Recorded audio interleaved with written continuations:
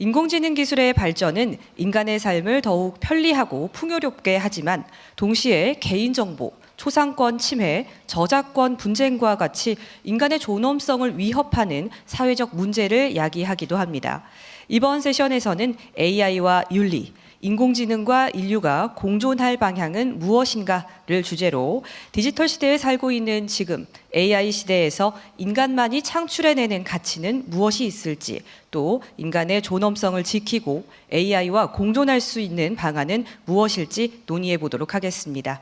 이번 세션은 로저 힐 미국 조지아대학교 교육학과 학과장께서 좌장을 맡아주시고 신상규 이화여자대학교 이화인문과학원 교수, 장영하 영국 서식스대학교 과학기술정책연구소 교수, 미아 샤단드 라이트하우스 3 대표, 그리고 온라인으로 참여하시는 데니얼 쉬프 미국 퍼듀대학교 정치학과 교수님, 이렇게 네 분이 발표와 토론에 참여해 주시겠습니다. 이번 세션은 좌장께서 미국 분이시기 때문에 질의응답 시스템에서 질문을 올려주실 때 가급적 영어로 올려주시면 감사하겠습니다. 그럼 로저힐 학과장님과 연사 여러분을 무대로 모시겠습니다. 큰 박수로 환영해 주시기 바랍니다.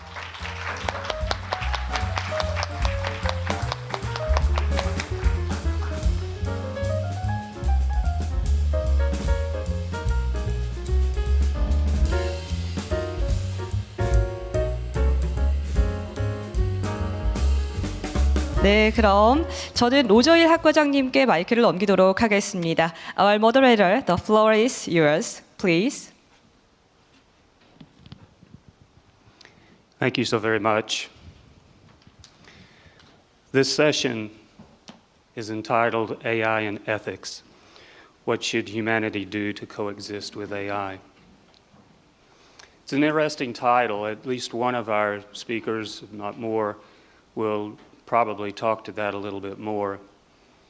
What does it mean to coexist with AI? And why would you use that as a topic for a session? What does that mean about AI itself? I mean, would I ask the question, how should humanity coexist with this microphone? How should humanity coexist with the lighting, electric lighting in this room? How should humanity figure out how to coexist with our phones? Why are we setting AI apart as different? See, there's something about AI that would cause us to have a title of a session like this. And as we hear from our speakers, I think you'll see that there are some distinguishing features of AI and how we're going to interact with it and coexist, hopefully, with it.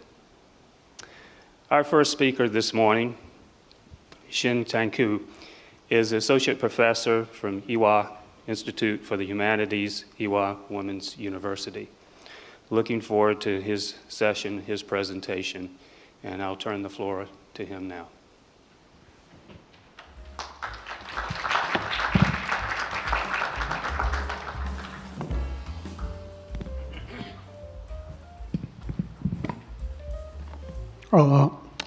예, 소개받은 신상규입니다. 제목이 인공지능과 유역과 도전인데요. 사실은 그 발표 의뢰를 받고 시간이 좀 길 줄 알았는데 15분이라는 굉장히 짧은 시간밖에 주시지 않아서 그 준비한 슬라이드 내용 중에서 많은 부분을 건너뛰면서 그 요지만 빠르게 발표하도록 하겠습니다. 일단 그 얼마 전에 그 한길의 신문에서 주최하는 디지털 포럼이라는 행사가 있었는데요. 그게 그 테드 창이라는 유명한 그 미국의 소설가가 초청되어서 AI에 대해서 강연을 한 바가 있습니다. 여기 나와 있는 것들이 이제 그 당시 주로 한길의 신문에 나왔던 기사들의 그 제목 글들입니다. AI 아직 개 지능에도 못 미쳐, 종말론 터무니없다. 그 다음에 뭐 AI가 진짜 지능이 있다고 난 그렇게 생각 안 해. 뭐 AI는 응용 통계에 가깝고, 또 요즘 뭐 거대 언어 모델도 사실은 언어 모델이라기보다는 그 텍스트 처리 모델이다, 뭐 등등. 어떤 의미에서 이제 그 현재 AI의 능력의 한계를 지적하는 발언이었는데요. 어떤 의미에서 오늘날의 AI의 어떤 기술 수준이 어디에 있는가라는 것들에 대해서 나름 의미 있는 지적이긴 하지만 저는 뭔가 이게 AI와 관련된 오늘날의 그 어젠다라 그럴까요? 거기에 대해서 설정하는데 뭔가 우리에게 착시를 일으키는 어떤 문제제기라고 생각합니다. 사실은 인간은 한 번도 지금까지 인간과 유사한 수준의 지적으로 동등한 존재와 경험한 어떤 경험이 없습니다. 사실 크로마뇽인이나 뭐 아주 십만 년 전에 그 다른 인류들이 멸망한 이유. 그러면서 사실은 인간의 어떤 특징이랄까요? 인간의 고유성이라는 것이 인간의 지능이고, 그래서 우리는 동물과도 다르고 다른 존재와도 다르고, 결국 인간 존엄성의 기반은 우리의 어떤 지성, 정신적 능력이라는 생각들이 팽배했죠. 그러다 보니까 지금까지 그 AI가 1950년대 시작을 해서 한 대략 70년 정도 됐는데요. 그 사이에 사실은 AI가 정말 지능을 가질 수 있어, 아니면 정말 예술을 만들 수 있어 같은 그런 어떤 인간의 어떤 능력을 AI가 얼마나 흉내낼 수 있는가, 혹은 실제로 뭐 리틀리 문자 그대로 AI가 지능을 가질 수 있는가, 이런 물음들이 사실은 철학자들이라든지 관련 학자들에서 많이 논의되어 왔습니다. 그런데 저는 최근에 사실은 이제 이런 질문들이 더 이상 크게 그 흥미로운 질문이 아니라는 생각이 들어요. 이미 AI가 인간이 하고 있는 많은 일들을 대체하고 있고 또 훨씬 더 효과적으로 하고 있는 상황에서 과연 AI가 진정한 지능이냐 여부를 따지는 것이 철학적으로 이론적으로는 굉장히 흥미로운 문제이긴 하지만, 훨씬 또 지금 현재 우리가 고민해야 될 AI에 대한 문제는 다른 데 있지 않을까라는 생각을 하게 되는 거죠. 그랬을 때 기본적으로 아까 테드 창의 어떤 이야기도 마찬가지지만, 뭔가 인간과 AI를 대립적 관계로 설정하고 마치 인간과 AI가 경쟁하는 듯한, 결국 AI가 인간의 어떤 그 지위라 그럴까요? 아마 지금까지 우리 스스로를 파악하는 어떤 존재, 그러니까 다른 어떤 생물체나 자연적 존재와 대비되는 인간만의 고유성을 위협하는 어떤 경쟁적 관계로 그 뭔가 생각하고 있는 게 아닐까. 그런 어떤 사고방식의 연장선상에서 테드 창과 같은 이야기가 나오지 않을까 생각이 들어요. 최근에 제가 그 번역한 책 중에 하나, 그 마크 코켈버그라는 그 기술 철학자가 있는데요. 이 사람은 그것을 기술에 대항해서 인간을 지키려는 휴머니즘의 전투라는 상당히 문학적인 표현으로 그 개념을 포착하고 있습니다. 그리고 이분의 이야기는 그 방향이 잘못 설정되었다는 거예요. 사실은 AI로부터 우리가 요구하는 것은 인간이 하고 있는 일들을 결과적으로 인간이 수행하는 것과 비슷한 효과를 우리가 기대하는 거지, AI의 지능이 인간의 지능과 전혀 똑같을 필요도 없고, 그죠? 요즘 휴머노이드 로봇들이 나오지만 사실은 휴머노이드 로봇들도 사실 어떤 그 필요한 맥락이 있겠지만 대부분의 맥락에서 인간과 교습해야 될 AI 로봇이 그 인간 모습을 할 필요는 없거든요. 그래서 어떤 의미에서 우리는 AI를 인간과 똑같게 만들려고 하는 어떤 강박에서 벗어나야 되지 않는가. 그래서 오히려 우리는 AI와 우리가 서로 상보적인 관계로 생각해야 되지 않는가. 그런 어떤 인식의 전환이 저는 필요하다고 생각이 드는데요. 그랬을 때 사실은 특히 이제 뭐 이게 오래된 질문이긴 하지만 특히 AI 때문에 최근에 인간과 기술의 관계가 무엇인가에 대한 좀 더 근본적인 성찰이 필요한 시점이라고 생각이 듭니다. 그래서 지금까지 주로 우리가 주류적으로는 인간과 기술이라는 것은 서로 별개의 것이고, 기술이라는 것은 인간이 부리는 중립적인 도구, 그리고 인간은 그 기술과는 독립적으로 기술들에 대한 전적인 통제권이랄까요? 일종의 마스터죠. 주인으로서 주인과 도구의 관계로 인간과 기술의 관계를 생각해 왔는데, 최근 어떤 중요한 한 흐름 중에 하나는 인간은 사실은 기술과 분리돼서 존재할 수 있는 게 아니잖아요. 그래서 어떤 의미에서 우리 인간 자체가 사이보그라는 거예요. 이때 물론 사이보그라는 것은 인간과 기계가 결합된 존재를 말하는 건데, 비슷한 방식으로 저도 안경을 쓰고 있고 지금 우리가 하는 모든 이런 어떤 환경 자체가 인공적인 기술적 환경이잖아요. 그죠? 그랬을 때 사실은 우리가 인간답다, 인간다움이라는 걸 잘 생각해 보면은 항상 기술의 개입을 통해서 가능해지는 겁니다. 만일에 기술이 없는 상태를 생각해 보면 우리는 그냥 원시적인 자연적 존재죠. 그냥 동물이나 불과하죠. 그리고 우리가 또 인간적 품위, 인간적 존엄성이라는 것은 비로소 기술로 인해서 가능해지는 거고, 그래서 어떤 의미에서 기술이라는 것은 인간이라는 존재를 규정하는 중요한 우리 정체성의 일부다라는 생각들이 최근에 확산되고 있습니다. 뿐만 아니라 사실은 우리의 어떤 행위 능력이라든지 우리의 어떤 삶에 대한 의도, 기획, 의미, 추구, 이 모든 것들이 사실은 기술과 얽혀 있죠. 그리고 시대에 따라서, 기술적 변화에 따라서 우리의 삶의 조건이 바뀌어왔잖아요. 그때 어떤 우리가 삶의 의미를 추구하는 방식도 바뀌어온 거죠. 그러면서 어떤 의미에서 우리가 기술을 만들지만 역으로 또 기술이 인간이라는 존재, 우리의 어떤 개개의 인간뿐만 아니라 우리가 사는 사회의 모습을 형성한다, 조각한다라고 이야기할 수 있습니다.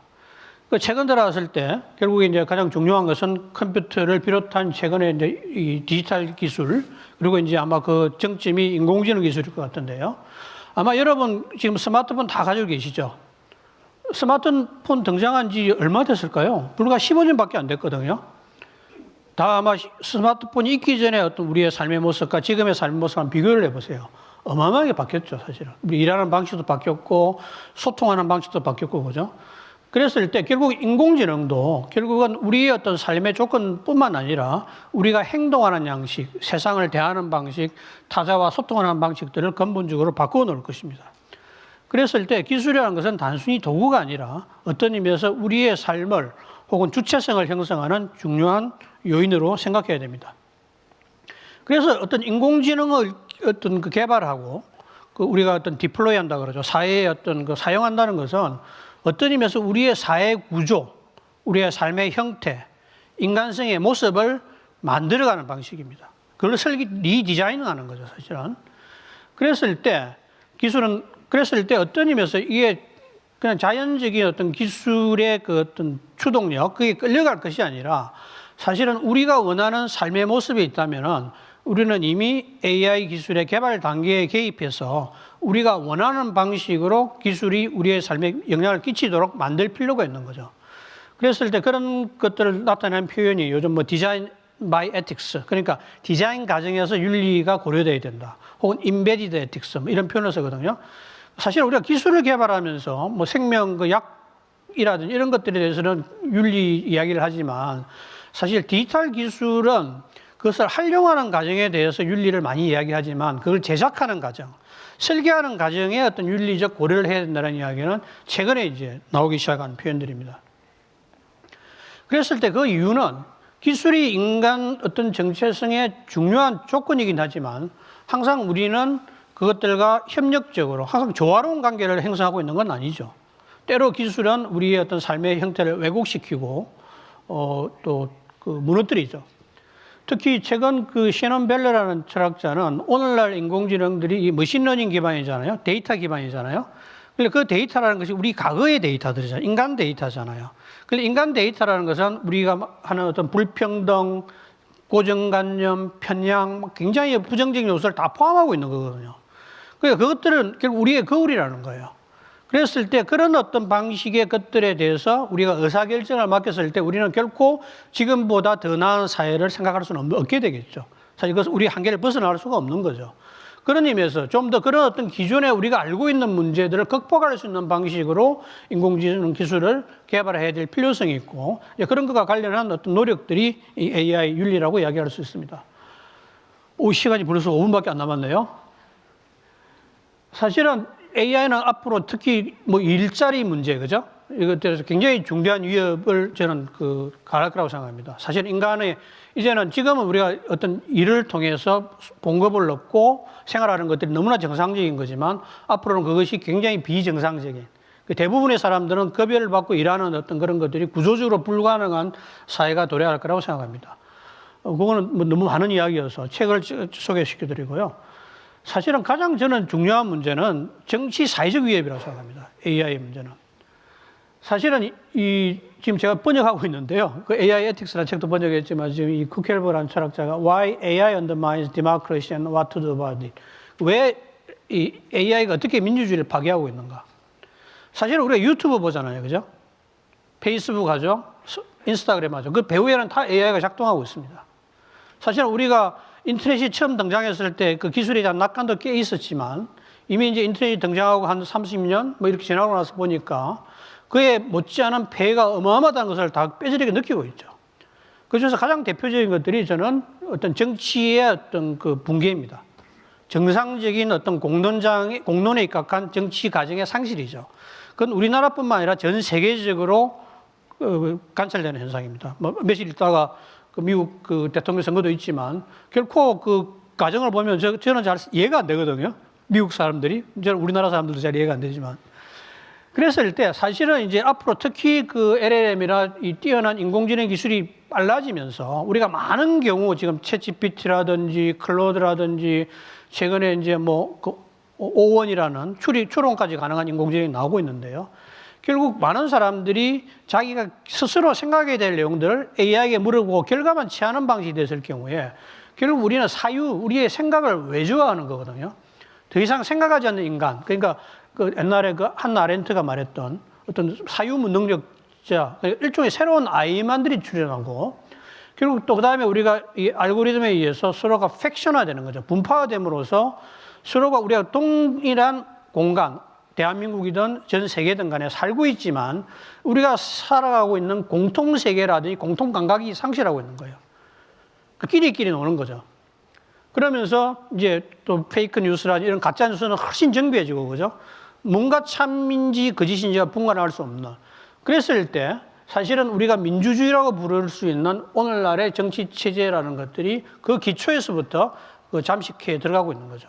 그랬을 때 뭔가 지금은 더 늦기 전에 우리가 AI 기술, 지금 현재 AI 기술에 대한 어떤 그 디자인이라든지 의사결정은 누가 하고 있나요? 정치적으로 하는 것이 아니라 일부 구글, 페이스북 같은 어떤 기술 그런 것들에 의해서 하고 있죠. 사실 우리는 그들에게 한 번도 그 권한을 위임한 적이 없거든요, 사실은. 그 굉장히 우리 삶이라든지 민주주의라든지 우리 어떤 정치 체제에 대한 굉장히 중요한 어떤 사항들이 진행되고 있음에도 불구하고 우리는 그에 전혀 발언권을 행사하지 못하고 그냥 거대 기업들이 결정하는 알고리즘의 어떤 개발에 따라서 우리 삶이 그게 딸려가고 있는 거죠. 그건 이제 멈춰야 될 때가 되지 않았는가. 지금 현재 더 늦기 전에 어떤 이런 문제를 정치적인 어젠다하고 거기에 대해서 어떤 우리가 개입하고 규제할 수 있는 하나의 가버넌스 시스템을 만들지 않으면은 이미 유튜브 알고리즘이 등장한 지 뭐 불과 몇 년 되지 않았는데 우리가 굉장히 그 다른 부작용을 많이 보고 있잖아요. 그래서 이런 과정들이 앞으로 이제 특히 AI 기술이라는 것들이 굉장히 빠른 속도로 어떤 그 지수적인 속도로 발전하고 있는데 그랬을 때 10년, 20년 지나면 우리에게는 더 이상 아무런 선택권이 남아있지 않는 그냥 어떤 알고리즘 보스라 그러죠. 그 알고리즘이 명령하는 대로 우리가 그냥 따라가는 그 인간이라는 존재가 우리의 삶에 대한 통제권을 상실할 수 있는 그런 어떤 미래로 나아가고 있는가라는 우려들을 제기해 볼 수 있을 것 같습니다. 그 지금까지는 주로 이게 이 대부분의 대응이 우리나라도 윤리적 헌장이거든요. 근데 사실 이 윤리적 헌장이라는 것들은 되게 그 굉장히 추상적인 기술이기 때문에 실질적인 어떤 구속력이랄까 구체적으로 뭘 해야 될까에 대해서 아무것도 이야기해 주지 않습니다. 투명성, 책임성 이야기하지만 그건 추상적인 구호죠. 그 다음에 사실 고립됐는데 실제로 AI 개발 현장에서는 그 윤리를 전혀 고려하지 않고 진행되고 있습니다. 그리고 사실은 이빨 빠지는 원칙, 아무런 그 제재라든지 구속력이 없거든요. 그래서 뭔가 이제 그런 것들이 아니라 실질적인 어떤 규제와 법제화를 통한 어떤 AI 기술에 대한 어떤 정치적, 윤리적 개입이 필요하다고 생각합니다. 벌써 시간이 다 돼서 일단 여기까지 발표를 마치고요. 나중에 또 그 토론 시간을 통해서 좀 더 이야기할 수 있기를 기대하겠습니다. 감사합니다.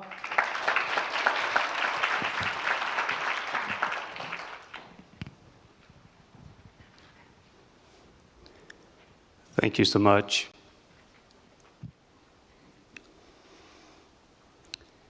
It sounds like we have a dilemma.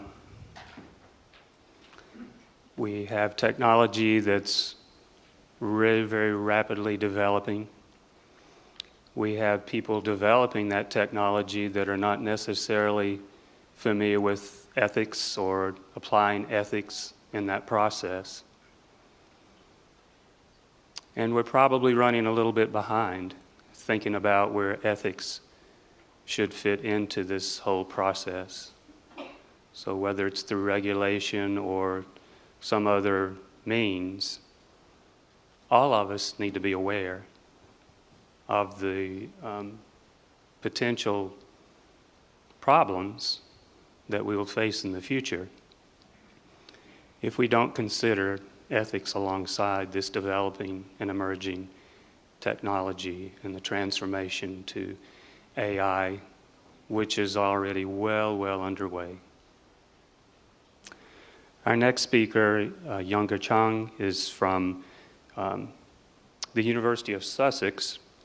He is an associate professor on science policy in the Science Policy Research Unit. And he will continue the discussion here about this whole situation we face as humanity tries to get along and figure out where we fit with AI.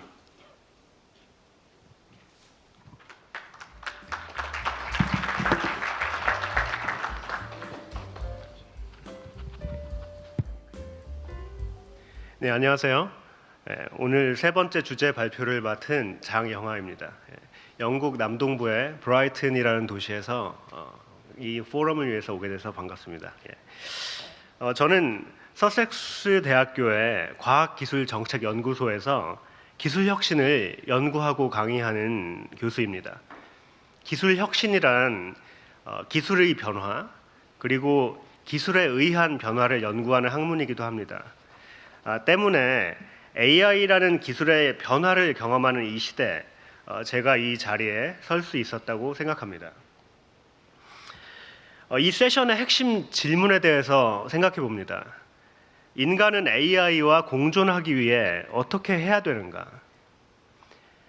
여러분이 아침에 스마트폰으로 날씨를 확인하셨다면 여러분은 AI 기반 예측 시스템이 오늘의 날씨를 알려주었을 것입니다. 여러분이 오늘 이 포럼에 오시기 위해서 아침 이 이른 시간에 스마트폰을 이용해서 이동 방법을 찾으셨다면 지도 앱의 경로 추천 시스템이 스마트하게 정보를 제공했을 겁니다.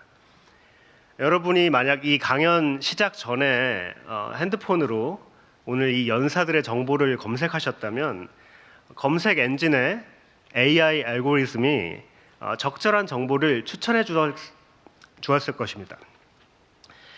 여러분, 이처럼 우리는 이미 AI와 함께하는 삶을 살고 있습니다. 그럼에도 불구하고 우리는 왜, why, AI와의 공존을 이야기하고 있는 것일까요?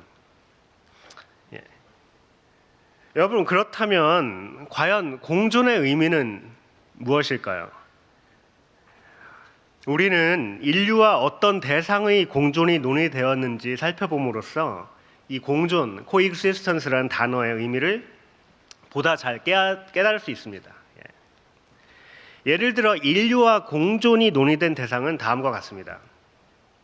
인류와 자연의 공존, 인류와 야생동물 또는 다른 종들과의 공존, 인류와 환경의 공존. 이어서 생각해 보겠습니다. 한편 우리 인류와 스마트폰의 공존이라는 표현은 잘 쓰고 있지 않습니다. 왜 그럴까요? 우리는 도구와의 공존을 이야기하는 경우는 별로 없기 때문입니다.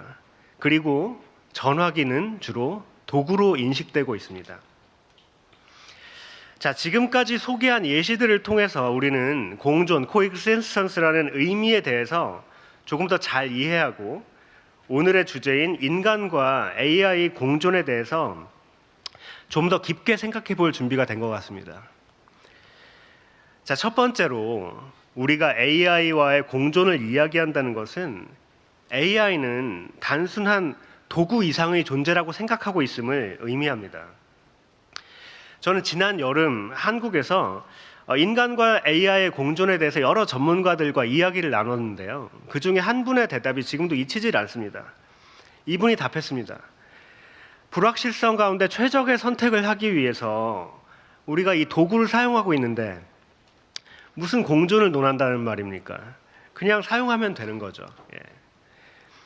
하지만 여러분, 우리는 왜 AI가 도구 이상의 존재라고 생각을 할까요? 그것은 바로 지능 때문입니다. intelligence. 즉 AI는 an intelligent thing, 지적인 무언가입니다. 어제 기조연설을 해주신 제프리 힌튼 인공지능의 대부 이 교수님은 노벨상 수상 기자회견에서 다음과 같은 말씀을 했습니다. 우리는 역사상 우리보다 똑똑한 무엇인가를 경험한 적이 없다. Things smarter than us.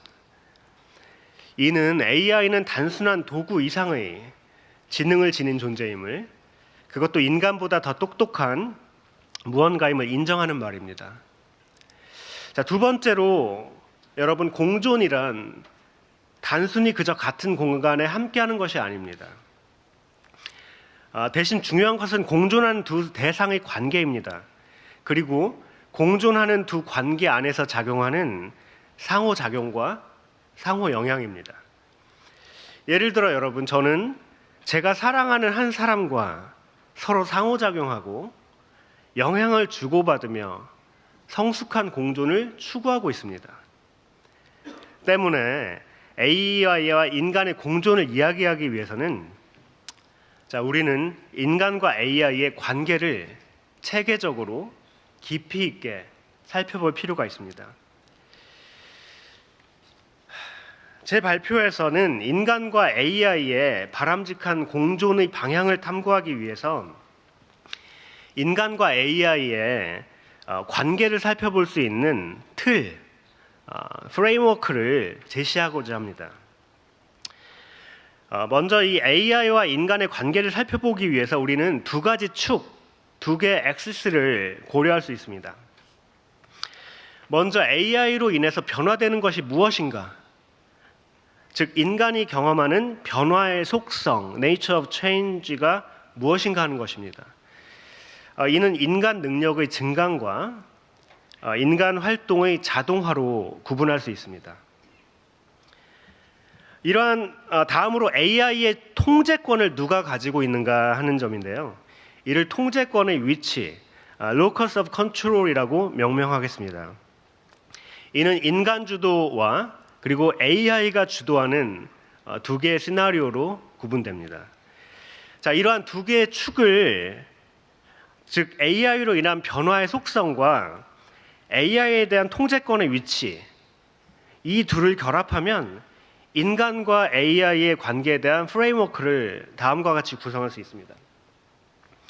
이 프레임워크에 의하면 인간과 AI의 관계는 공존, 그리고 의존, 수능, 그리고 대립, 이렇게 네 가지로 구분할 수 있습니다. 자, 공존, coexistence, 의존, reliance, 수능, compliance, 그리고 대립, opposition. 이렇게 각 4분면의 앞글자를 따서 저는 이 프레임워크를 코코 프레임워크라고 이름을 붙여봤습니다. 이 코코 프레임워크는 인간과 AI의 관계를 살펴볼 수 있는 틀, 즉 프레임워크로 사용할 수 있습니다. 이어서 각 4분면이 의미하는 특성에 대해서 살펴보겠습니다. 먼저 AI의 통제권을 인간이 가지고 있는 경우를 살펴보겠습니다. 이 경우 AI와 인간의 관계는 공존과 의존으로 구분됩니다.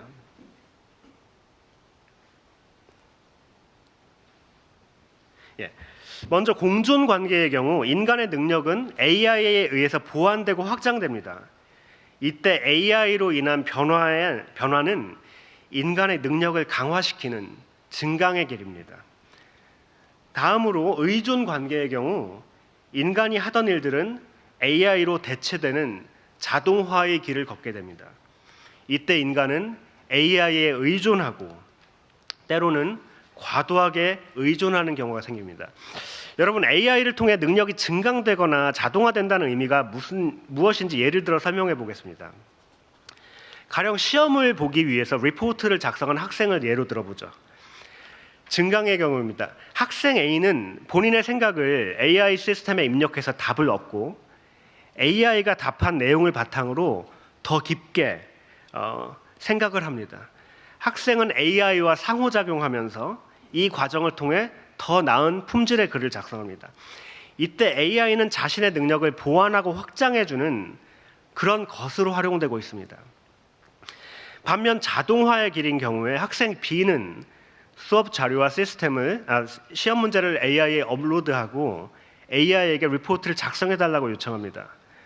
이때 자신의 능력은, 인간의 능력은 AI로 대체되는 것이죠. 인간의 개입이 최소화되고 과정은 자동화됩니다.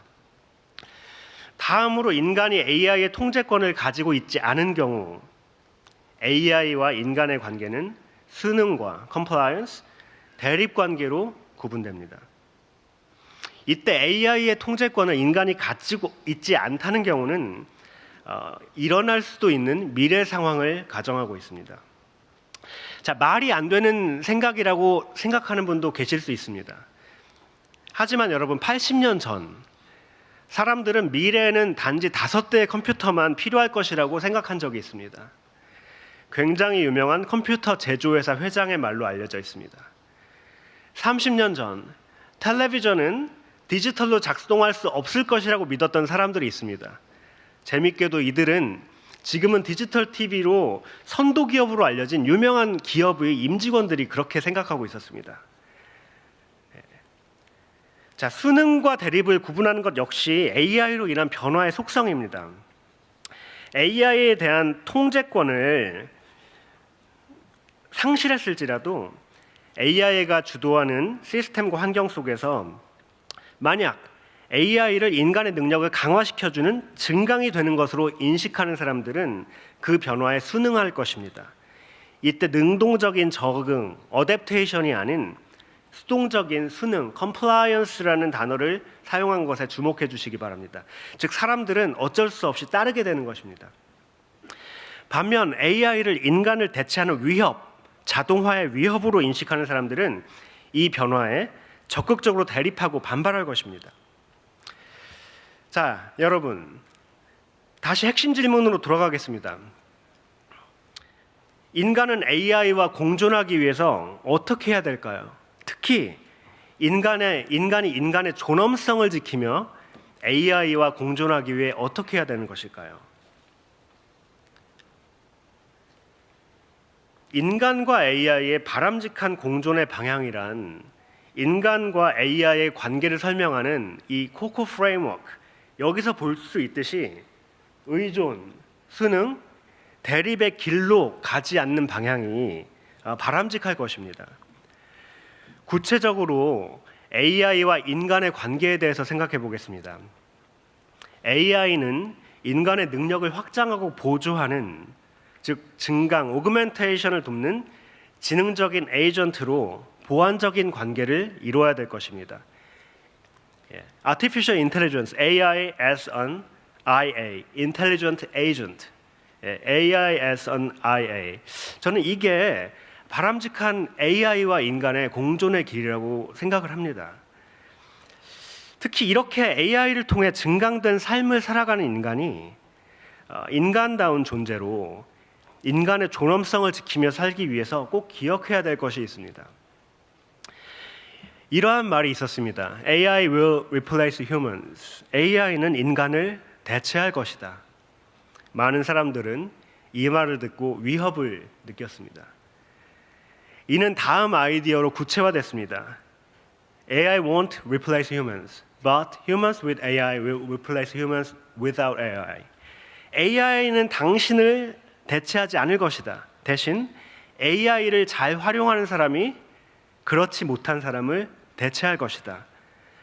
하버드 대학의 카림 라키니 교수의 말입니다. 사람들은 또다시 자신이 대체되는 위협을 느끼기 시작했습니다. 제가 이 자리에서 추가하고 싶은 말은 이것입니다. 인간이 인간다운 존엄성을 지키며 공존하는 길에서 저는 이렇게 이야기하고 싶습니다. 무엇을 AI로 할지 제대로 아는 사람은 다른 사람을 도울 것이다. 여러분, AI 시대 인공지능과 인류가 공존할 방향이 무엇인가라는 오늘 발표에서 저는 인간과 AI의 관계를 살펴봄으로써 바람직한 공존의 방향을 논의했습니다. 그리고 AI는 인간의 능력을 확장하고 보조하는 증강을 돕는 지능적 에이전트, 인텔리전트 에이전트로 보완적 관계를 이루어야 될 것을 강조했습니다. 즉, AI as an IA, 인텔리전트 에이전트로 표현할 수 있습니다. 결론을 이렇게 맺고 싶습니다. 지능마저 인공적으로 구현되는 시대, 아이러니하게도 여러분, 이 시대는 인간의 인간다움에 집중하게 만들고 있습니다. 여러분, AI는 좌절하지 않습니다. 하지만 인간은 좌절할 때도 있습니다. 수많은 데이터를 학습한 AI는 그렇기 때문에 therefore 말이 되기에 다음 단계로 넘어갑니다. 인간은 그럼에도 불구하고 nevertheless 말이 되지 않더라도 한 걸음 앞으로 나아가는 결정을 할 수 있습니다. AI는 먼저 행동하지 않습니다. 그러나 인간은 좌절이라는 감정을 경험할지라도 그럼에도 불구하고 먼저 행동할 수 있습니다. 특히 행동을 통해 타인을 돕는 사람이 될 수 있습니다. 여기에는 우리가 돕는 사람들에는 AI의 효과를 누리지 못하는 AI와 인간의 공존이란 생각할 수도 없는 사람들이 포함될 것입니다. 이상으로 발표 마치겠습니다. 감사합니다.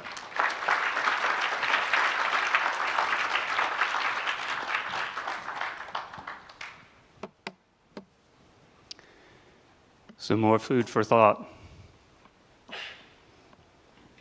Will we coexist, or will we compete, or will we be in one of the other quadrants there? Certainly having knowledge of AI and understanding what its potential is, as well as what the threats are, is a very important thing. I think just the participation in this conference indicates the interest in the area. You probably wouldn't be in this room if you didn't have some knowledge of AI and interest in AI. Hopefully we'll gain additional understanding as we continue to think about the things that are being presented here. And so thank you for that insightful presentation, the model. I know I was impressed by the thoughtfulness in that. Our next presenter, Mia Chardand, is the founder and the CEO of Lighthouse 3. She also has developed a Women in AI Ethics list and some materials that help us to understand, in particular, the role of women and ethics in AI. I'm looking forward to her presentation next.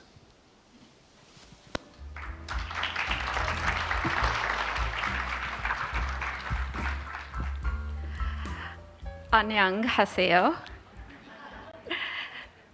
Thank you so much for having me here today. It's such a pleasure, and thank you to the organizers. So today the topic is, how do we, humanity, coexist with AI? So I'll start off with one question. I'm here representing two organizations today. One is Lighthouse 3, which is a technology consulting firm based in Berkeley, California. Women in AI Ethics is a nonprofit that I started to recognize women who are doing amazing work in this space. So you'll get the perspective both from a technology consulting firm, but also from a diversity and ethics lens. And yesterday we heard some great keynotes, so I will be building on some of those keynotes and also helping fill in the gaps that were not addressed and answering some questions around the way. So first we'll start with the AI reality check. We'll talk about what is the role of humans and AI. AI risks and harms. We've talked about AI opportunity. Let's also talk about the risks and harms. What is the balance between AI performance, productivity? And where do we draw the line between that and governance? So I'll talk about that. And then we'll end with conclusion. So let's start off. Question number one. Is AI inevitable? Do we have a choice?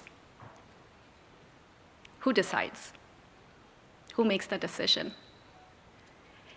Those are the broader questions we should examine and talk about, but it's beyond the scope of what I'll be talking about today for this next 15 minutes, or the duration of today's session. We'll assume AI is inevitable, and we'll use that as a premise, that we have to learn how to manage it best and learn to coexist, if that is the word. So regardless of what you think about AI and whether or not it's inevitable, one thing we can all agree on, AI does not exist in nature. Would you agree? You can't just go out and find AI on trees. It does not exist. AI is the output of human input. AI would not exist without humans. I think we can all agree on that. The role that humans play is pivotal. It's very important in development of AI, design of AI, deciding what to do with AI. So how do humans and AI coexist?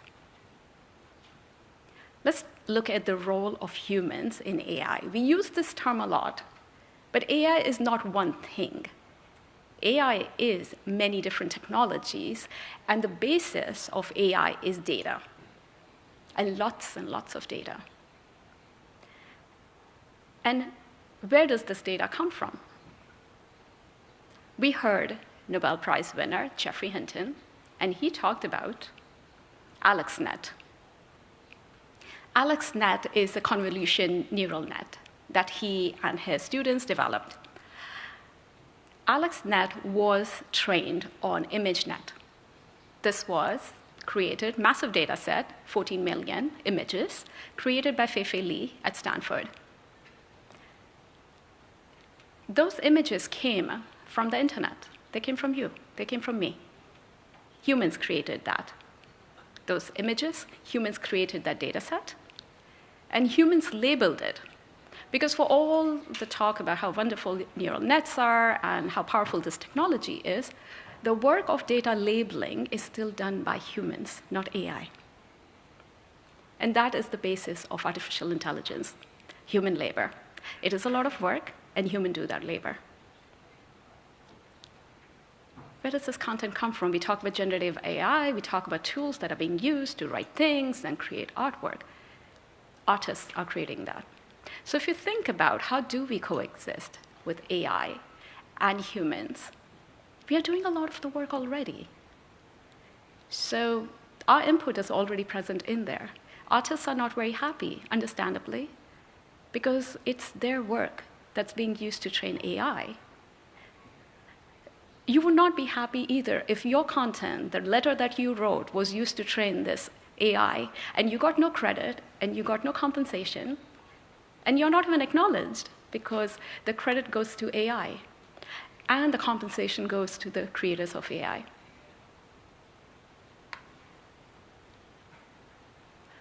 You might have heard of Tesla. You might have heard of Elon Musk. He did this annual meeting, Tesla. Their annual meeting was about, and he likes to demonstrate the cars, leading technology, and he demonstrated the Optimus bots. Looks impressive, right?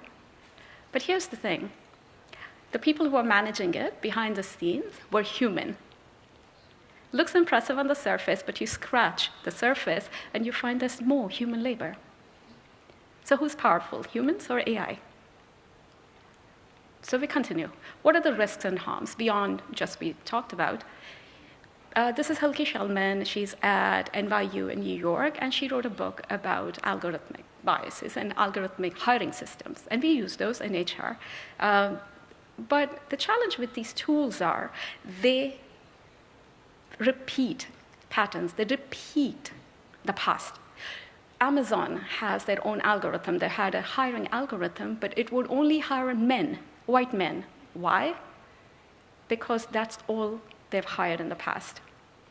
So it keeps repeating, and you're not really hiring the best because the best might be a woman, but the algorithm doesn't see that woman. You might have heard of Dr. Joy Buolamwini. She is legendary. She did the research that told us that facial recognition systems do not work or are not accurate for dark-skinned women, right?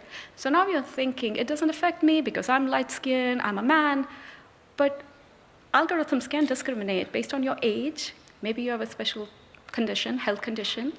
Insurance can, decline your coverage. So that's another way that we are all affected by this bias. Here's another Nobel Prize winner. We heard from Geoffrey Hinton yesterday, and today there's another economist. He won the Nobel Prize for being an economist, and he is at MIT. He's a professor of economics, and he studies labor, the impact of AI on labor. And what he says is AI can only do 5% of the jobs. So if we are planning on an economic revolution based on AI, that may not happen, because very smart people out there are looking at the numbers and they're predicting it may not happen. So it depends on which Nobel Prize winner you believe. Gartner predicts 70% of the generative AI projects may not even work. They're abandoned just because it sounds good and it sounds amazing and powerful and intelligent, when you actually start using them, it may not work as well. We talked about GPS systems. Does it always work? Because I've gotten lost. I've used GPS system, and I've been lost a few times. So again, it's not always perfect, and we shouldn't treat it as perfect. So we use a two-pronged model. It's a balanced model that we use, but it's based on how we work and we handle technology in our real life. Is when you have dinner, right? We talked about smartphones, right? What happens when you sit down at dinner? What's the first thing you do, especially if you have young children? You say, no phones at the dinner table, right? We don't allow phones at a dinner table because we say that's how we manage technology. So what does that look like in an organization? We talk about productivity, but what are the other things we need to care about beyond productivity? Privacy, is your data secure? Is it private? Or is it going into this cloud and anyone can get to it? Safety. Is the technology doing what it's supposed to be doing?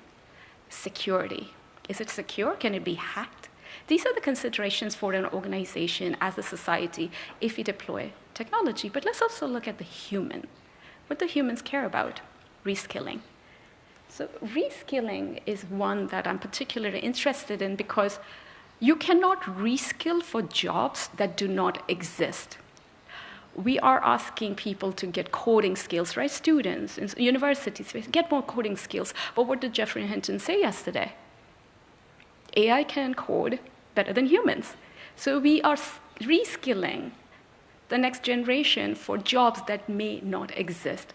And we have experts here who have talked about it, and they'll continue to do the research on this, but that's important. We also have to consider, is it fair? Are we including women? Are we including everyone in this conversation about AI? And then mental health. Because when you're constantly faced with AI in your work, in your personal life, it can take a toll on your mental health. So what does that mean? We need both. So I'll leave you with this model that we use in our organization. We focus on two main things when we work on AI, is performance, but employee and customer experience. What that means is we want to make sure your employees and your citizens are happy and they're having a positive experience with AI, but also your customers are also happy. We track sentiment, we look at accuracy of our models, we look at, is it relevant? We talked about chatbots. Is the information relevant? Is it even correct? Or is it just hallucinating? And what is the ROI, the investment? When you buy into the hype, and how we have heard AI is amazing and can do all these wonderful things, but are you getting the investment, the return? Whatever the return looks like for your at an organizational level or government level. Then we talk about governance. We talked about privacy, and that has come up a few times. Privacy is critical because this is your data in the cloud. Consent for the data that's being used. Is it secure? Are we securing this? Is it transparent? Are we transparent? Or is this a black box and you have no idea where the data is going? How do you mitigate the risks? And if you are deploying AI in society, in an organization, you have to think about how do we make sure we mitigate the risks? Are you doing audits, making sure? Did the technology work as it promised? Did it work like it was supposed to? So again, we recommend a balanced model, which is a balance of both what can it do for society, what can it do for your organization, but also making sure the risks are managed. So in conclusion, this is my last slide. I do believe that AI has promise, it has potential. However, AI is nothing without human beings, right? If you are going to think about how do we coexist, how can we make this technology work for all of us, we will always have to start with the humans. So the way forward, how do we coexist, is by putting humans first. Thank you.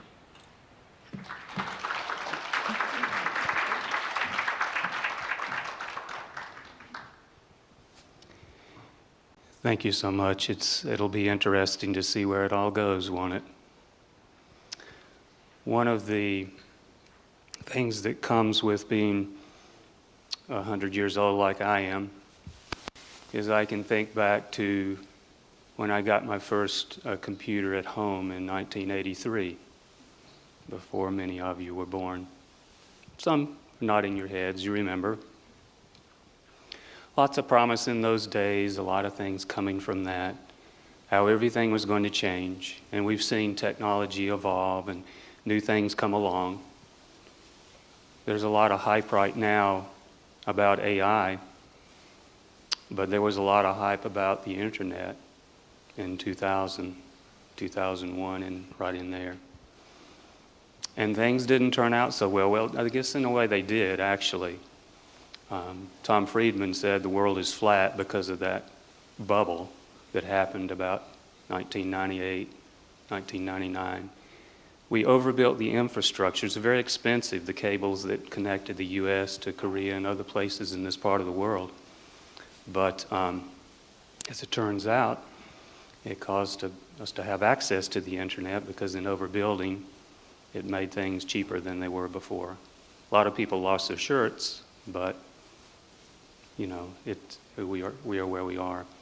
So we're in the midst of another of those revolutions, and we'll see where it goes. And I think that, again, having awareness of how humans fit into the picture is very important. Our next presenter is Dr. Daniel Schiff. He is assistant professor at Purdue University. He is not able to make the trip here today, and so he's going to come over the wires to us and be presenting from his office there at Purdue. He's in the Department of Political Science, and he's involved with a center there that deals with ethics and AI. Dr. Schiff? Wonderful, thank you very much. Can you hear me and see me all right? Yes. Wonderful. Let me Yes, see. you're up. So I'm really glad to be here with you all. As you noted, my name is Daniel Schiff. I'm an assistant professor of technology policy at Purdue University. I'm really a policy scientist. I study AI policy and ethics, and I've been fortunate to be studying this since the late 2000s, very early in the community. And I co-direct the Governance and Responsible AI Lab. Before now, I was Responsible AI lead at JPMorgan Chase and helped serve as secretary for the first AI ethics standard, the IEEE 7010 standard before then.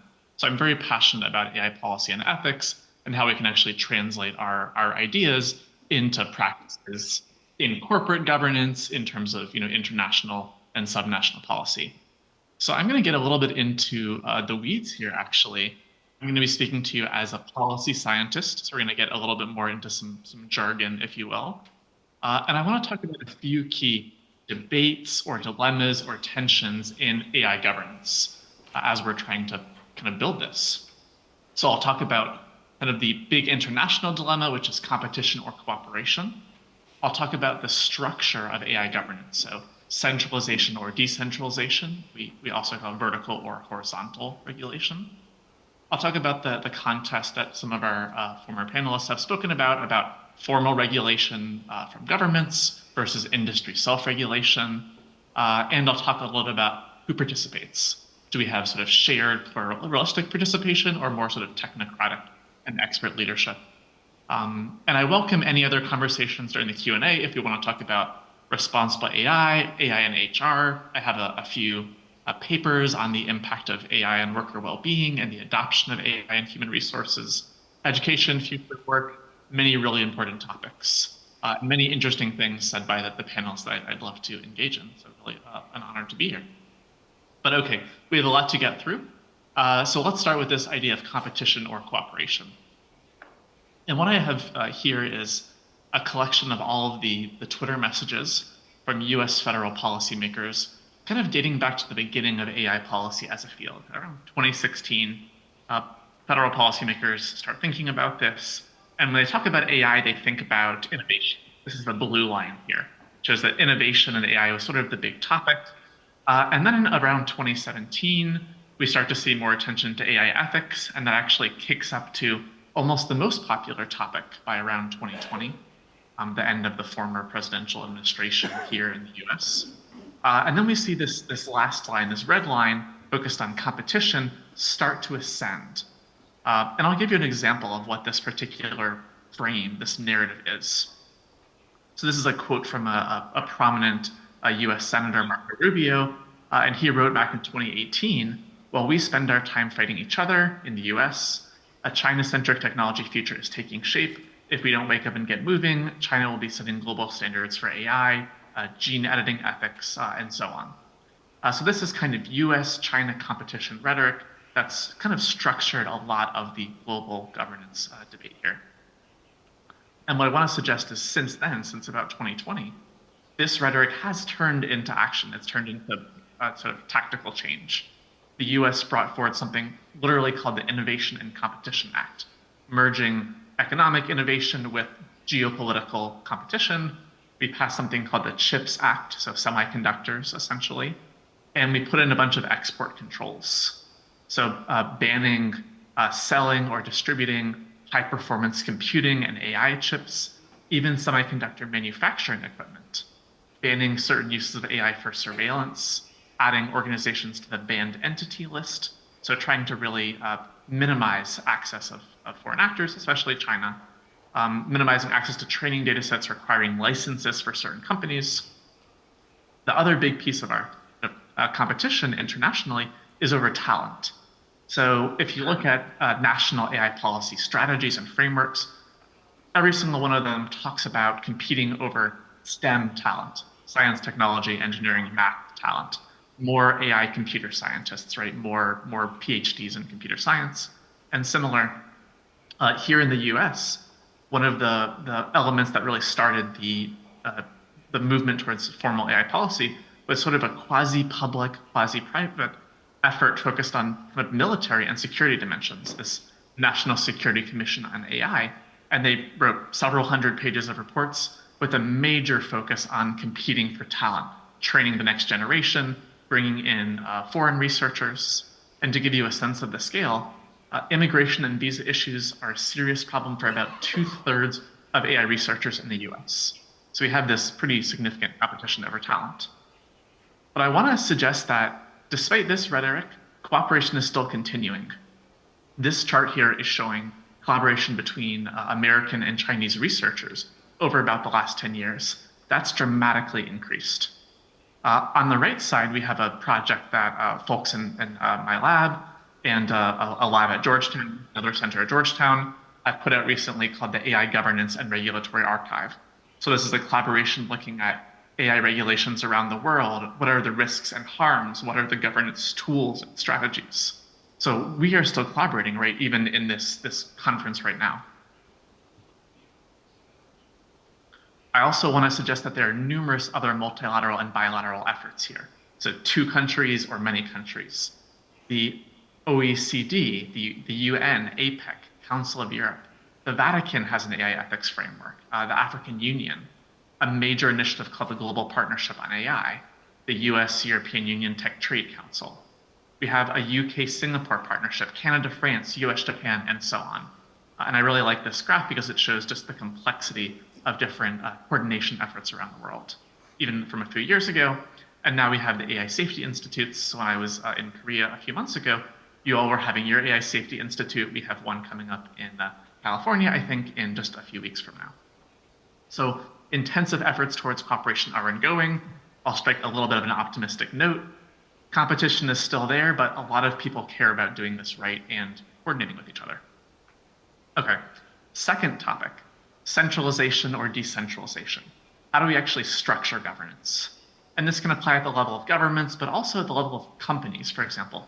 How does a university, how does a business structure its governance? So in the US, we're starting to see a decentralized approach compared to a centralized approach in the European Union. Here in the US, we have action by many sectoral regulators, so finance regulators, transportation regulators, Federal Trade Commission, Department of Commerce, National Highway Traffic Safety Administration, Food and Drug Administration. They're all putting out frameworks or preliminary rules or warnings that people need to follow their previous rules, even for AI. And the US has put out this National Institute of Standards and Technology, or NIST, our AI risk management framework. This is kind of maybe the most prominent governance tool in the US right now, which talks about identifying risks, measuring them, and managing them. We also have a really wonderful document that came out a couple years ago called the White House Blueprint for an AI Bill of Rights, which has some really leading edge ethical thinking from my perspective. We still have strategies for more shared horizontal governance in play, meaning governance that would affect everyone, not just individual sectors. Proposals for collecting AI incidents or making an algorithm safety board at the national level, a federal digital platform commission. We've had something called the Algorithmic Accountability Act that's come up to our Congress a couple times. So what I want to say is governance is not solved by any means, still quite preliminary, but there have been many advancements in responsible AI in operationalizing transparency and trying to assess bias and justice and power, building AI ethics standards, improving corporate and design practices. Really hard work, but it's advancing. We also have a subnational, so local governance advancing on many issues, even when our federal government has not passed a major AI bill like the European Union. So we have individual US states that have passed laws on facial recognition and biometrics, privacy legislation, rules on the use of AI in human resources, in hiring, in surveillance, requirements to collect models and publicly share that with members of the public, regulation of social media platforms, efforts to build the workforce to build AI literacy, to do impact or risk assessments of AI systems. So lots of innovation and governance happening in individual companies, in states, in cities, not just at the national level. All right, third topic, sort of who governs here? Is this sort of industry self-governing, or is this coming from sort of the top down from formal laws? And what I want to suggest here is that this isn't a binary. Historically, we see this with other areas of emergent technology. Self-regulation and formal regulation can and kind of need to complement each other, I'll say. I'll explain why. So one is that governments don't really have the capacity to fully audit every AI system out there. There are too many thousands, tens of thousands of AI systems. And that's why we typically see things like risk tiering, even in medicine. You know, the highest risk medical devices, they get more scrutiny. This is how the European Union and the US are thinking about evaluating AI.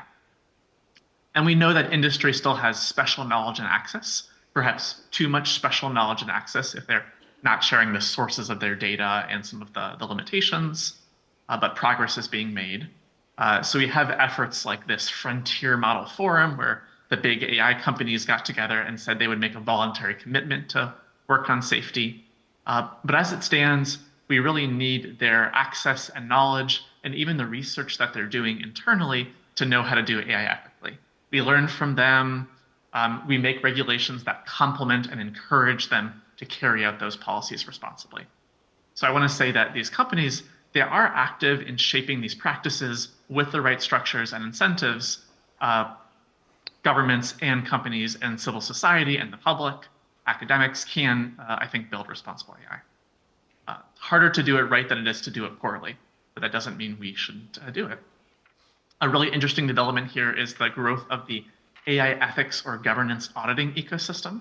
So this is a chart of some of the dozens of companies that have started to evaluate AI ethics and governance. I think maybe like one of the former panelists.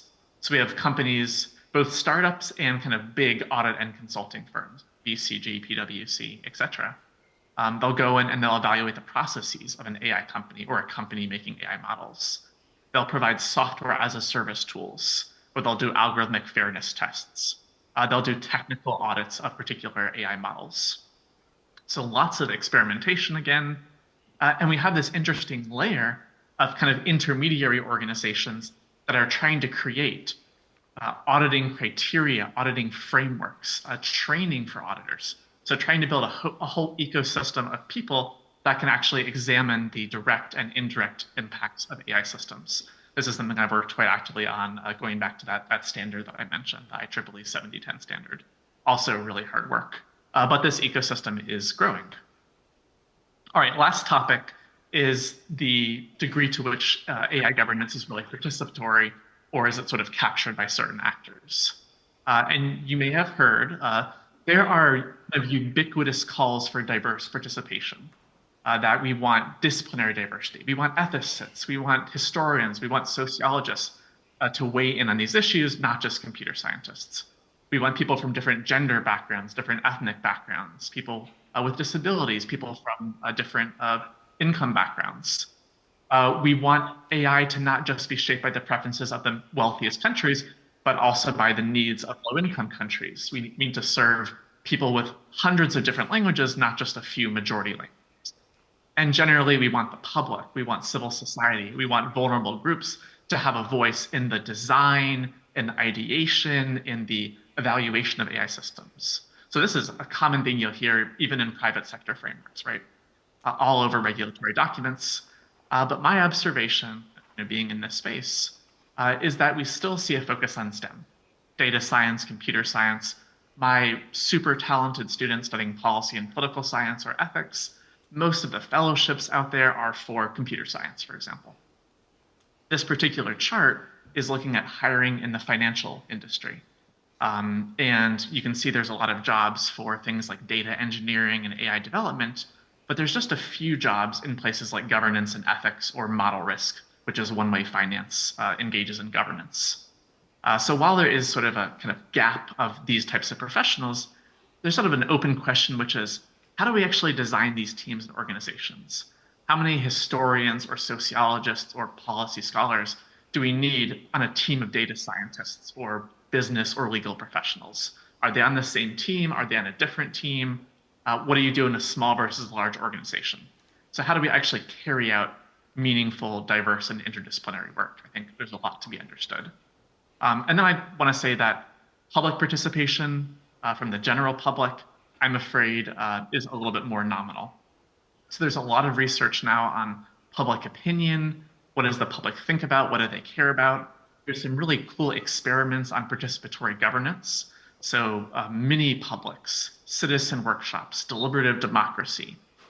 But when I've looked at, say, federal executive agency documents in the US and who they talk about, in the beginning of the documents, they'll say, we care about the public, we want the public trust, we need to engage these diverse audiences.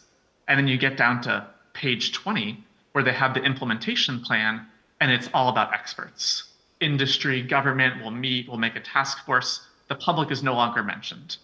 So at least in the US, we don't have great mechanisms for really engaging the public in the private sector or public sector. And I think that we have opportunities to create these channels, to create these mechanisms, to foster more growth here.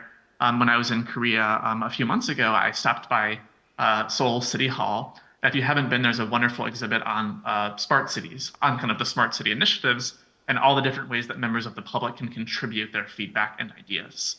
Some of the work that you're doing in Korea work in Estonia. There are things that countries like the US can learn from to have more meaningful, more engaged public. So we've started to put together a resource where we will share all public opinion from surveys and understand what are the preferences of different populations over time. Okay, so let me end with a few closing thoughts. One is to say there are extensive efforts to sort of live with AI, to learn how to work together through various governance strategies, many things that we are trying at different scales.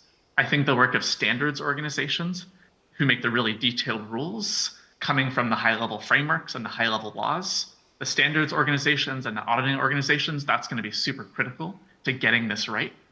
I want to note that, at least in our context in the US, AI is not a highly politicized topic. It's not that one political party likes it and the other doesn't.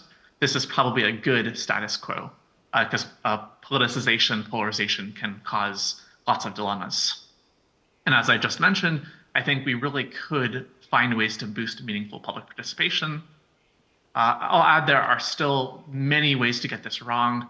There's risks of coming up with bad regulation that isn't effective. We don't have monitoring. We don't have enforcement. We have industry capture. We have international competition.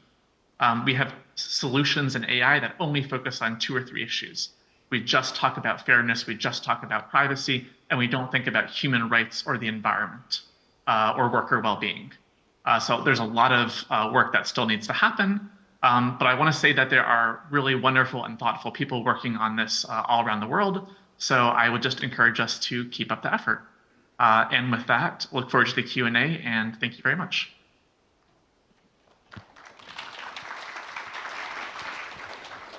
Thank you, Dr. Schiff. Some of his comments about collaboration, cooperation, the need for that, I think fit with the next little piece we're going to see. We have a video from UNESCO related to AI that we want to look at that might represent some of the things that Dr. Schiff has just been talking about. Let's take a look at that video. Thanks for inviting me to speak today at the Global HR Forum on the critical and timely topics of AI ethics and what should humanity do to coexist with these technologies. We gather at the pivotal moment where artificial intelligence is transforming industries, economies, and societies. The benefits of AI are clear, enhancing efficiency, fostering innovation, and enabling solutions to complex challenges. From healthcare to finance, AI has revolutionized sectors, improved diagnostics, and streamlined operations.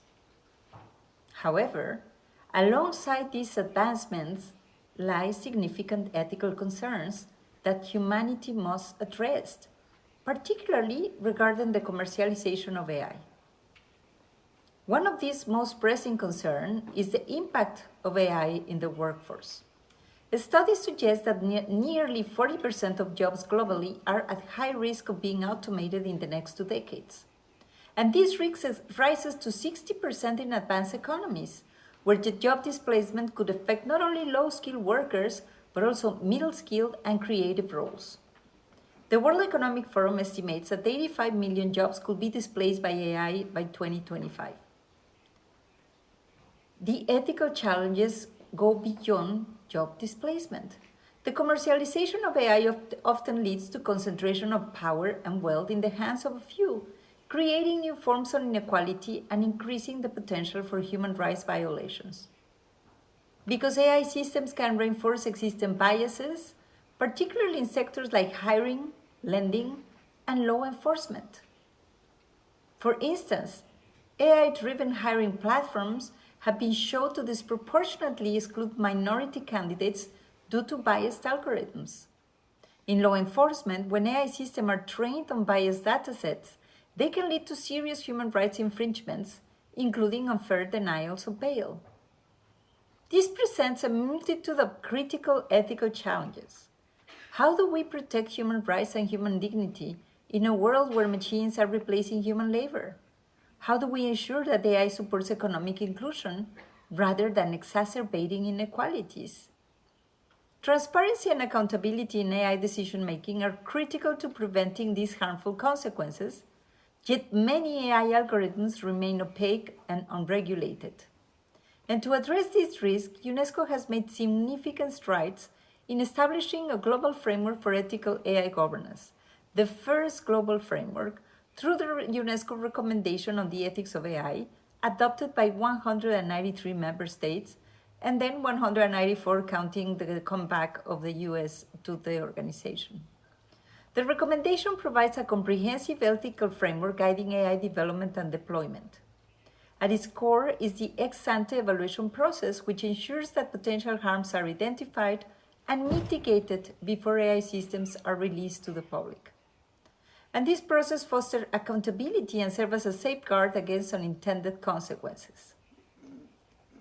While we are proud of this global standard, we take greater pride in the robust implementation program that supports it, that builds around the readiness assessment methodology, the ethical impact assessment, that then goes to the Global Forum on the Ethics of AI, the Global AI Ethics and Governance Observatory, and our expert networks such as AI Ethics Experts Without Borders and the Women for Ethical AI. Implementation is key. UNESCO Readiness Assessment Methodology helps members to assess their preparedness for AI and develop governance structures to prioritize ethical AI development. And through platforms such as the Global Forum on the Ethics of AI, and the next one is going to be in Thailand in 2025, we unite policymakers, industry leaders, and civil society to ensure that AI technologies serve the common good and uphold human dignity. As AI continues to evolve, it is our shared responsibility to ensure that its use and commercialization aligns with humanity's ethical principles. And by addressing the challenges today, we can build a future where AI serves everyone, leaving no one behind.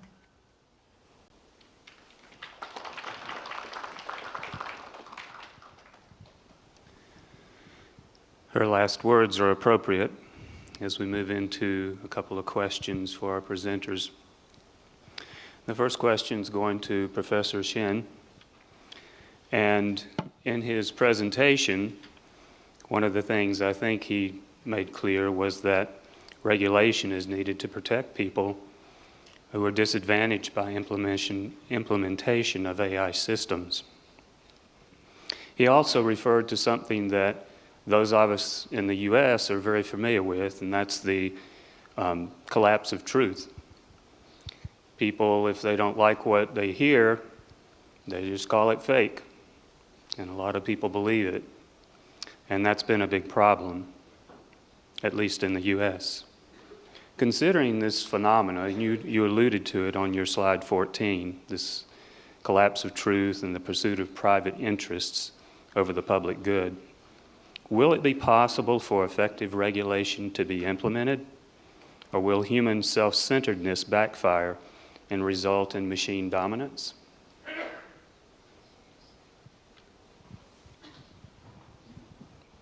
사실 뭐 굉장히 큰 질문인데요. 아까 마지막 그 시프 교수님인가요? 그분이 아마 그 거버넌스 관련한 어떤 전문가여서 저도 오늘 많이 배우고 가는데요.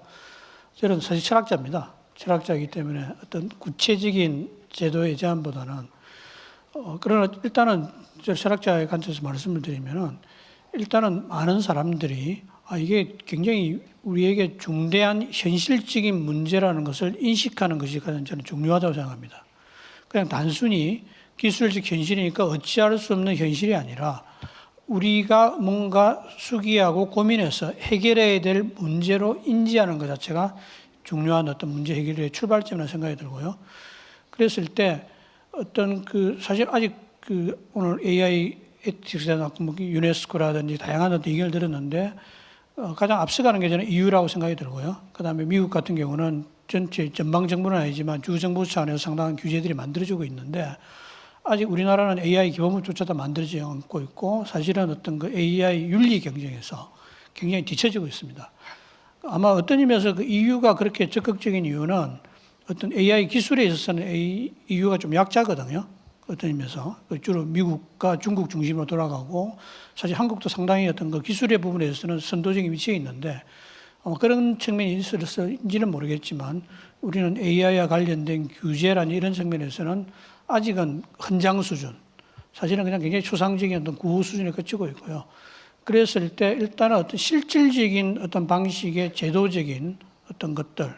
지금 어떤 의미에서 우리는 그 악순환에 빠져 있거든요. 비셔스 스크리라고 그러는데 특히 민주주의나 AI 이 신뢰의 상실 그런 것들 관련해서는 이게 계속 그 악순환으로서 상황은 나빠지고 있는데 사실은 그 어떻게 이걸 규제해야 되는지 자체에 대한 아이디어도 마땅하지 않고 또 잘못 자칫 개입하게 되면은 어떤 표현의 자유와 같은 어떤 민주주의의 가장 근본적인 그 원리를 위협하는 어떤 그랬을 때 그 두 가지를 피해 가야 되는 굉장히 어떤 딜레마 사항이죠. 그랬을 때 저는 일단은 이것들이 어떤 그 정치적인 어젠다로 설정되는 것이 가장 중요하다고 생각합니다. 사실은 우리나라 정치인들은 아파트 집값에 대해서 이야기는 하지만 이런 기술들이 우리 삶에 미치는 위험에서 이야기하지 않고 있죠. 그랬을 때 어떤 의미에서는 저는 시민사회라든지 어떤 아까 다양한 스테이크홀더 이야기를 했는데 그런 어떤 실제로 그 삶의 어떤 그 영향에 노출되어 있는 사람들로부터 우리가 인식을 하고 뭔가 어떤 그 풀뿌리 민주주의처럼 그런 이기를 만들고 정치권에 압력을 가하고 이런 것들을 하나의 어떤 제도적인 어떤 그 대응을 촉구하는 어떤 그런 식의 압력을 만들어가는 것이 가장 중요하지 않나 그렇게 생각합니다. 이상입니다.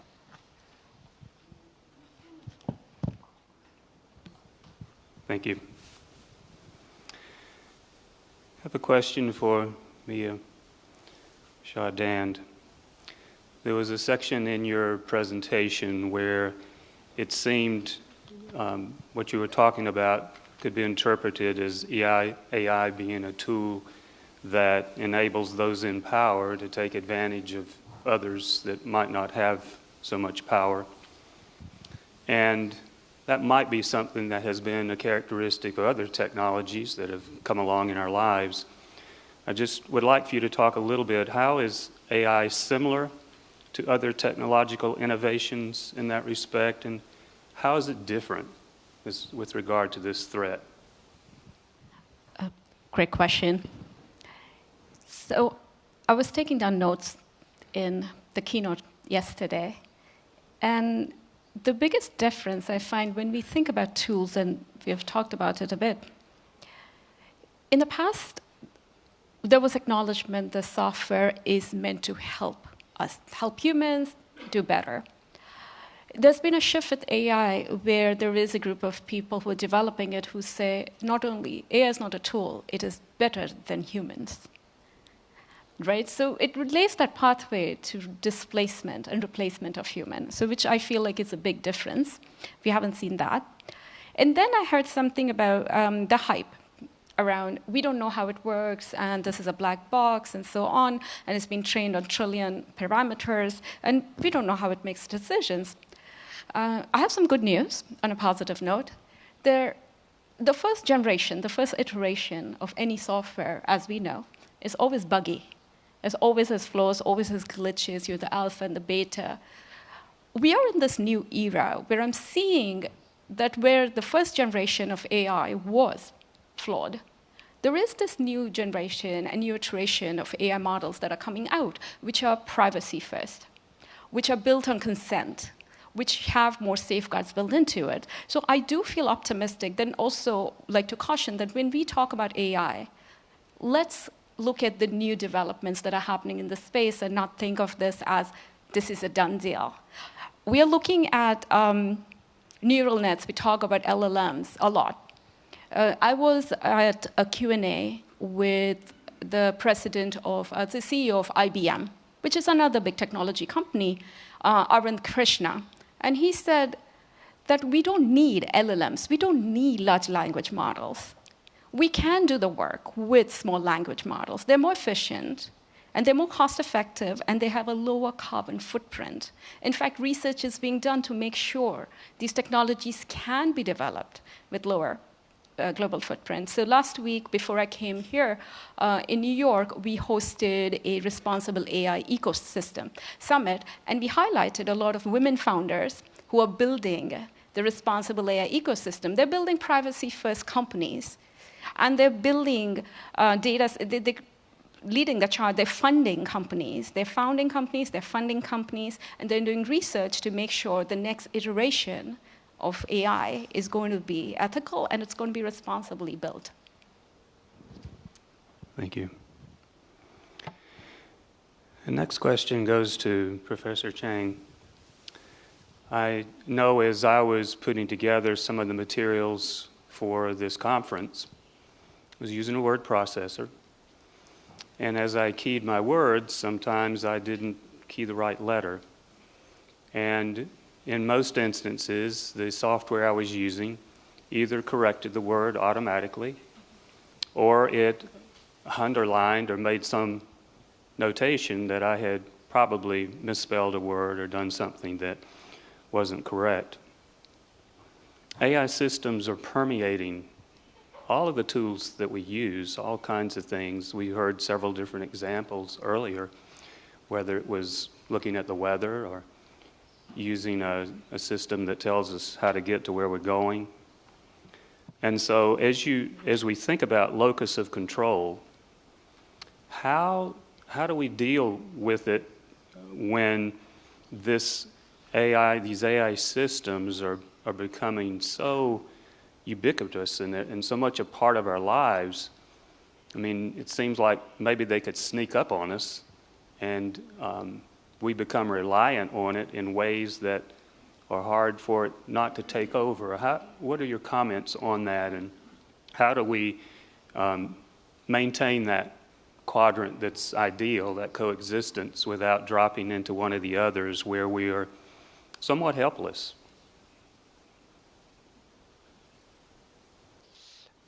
Okay, thanks for your question. Okay. So I will answer in Korean. 네, 질문 잘 들었습니다.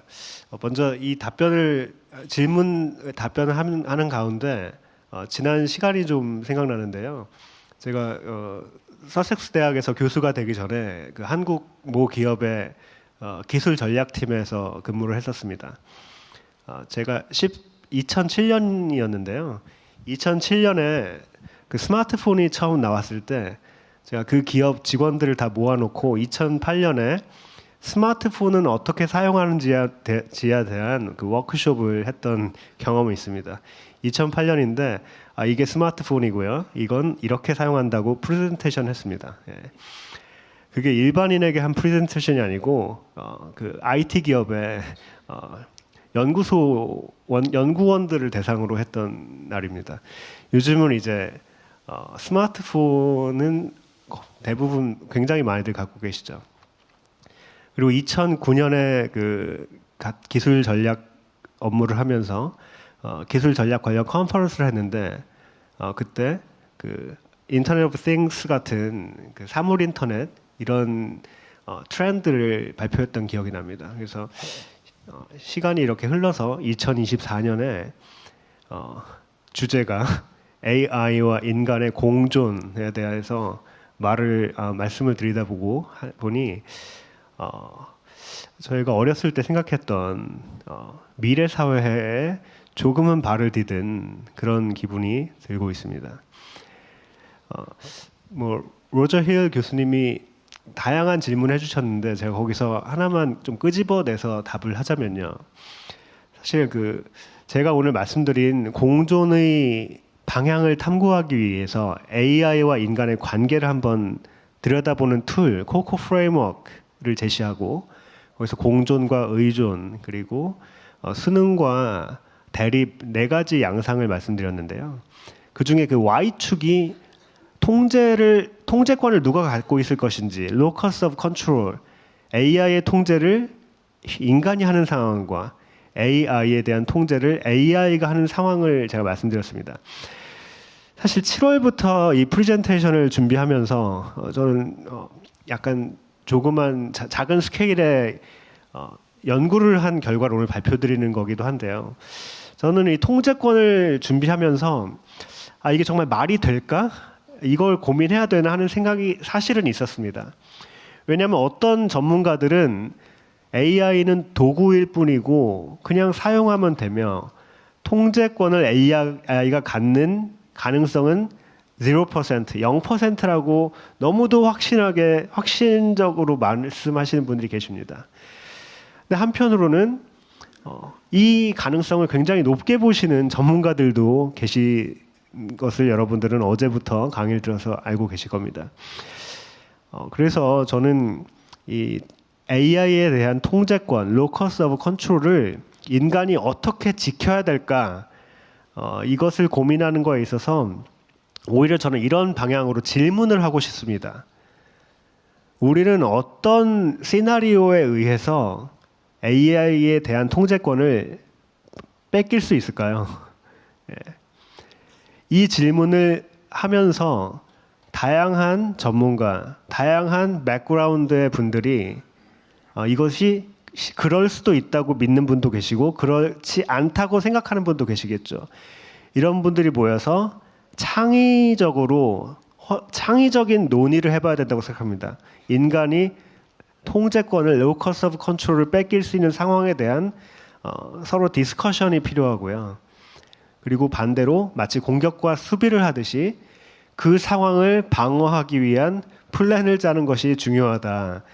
이렇게 어떻게 보면 굉장히 기본적인 접근 방식이긴 한데, 그래도 이 질문하면서 제가 생각한 최선의 답은 이것이라고 말씀드리고 싶습니다. 예, 감사합니다.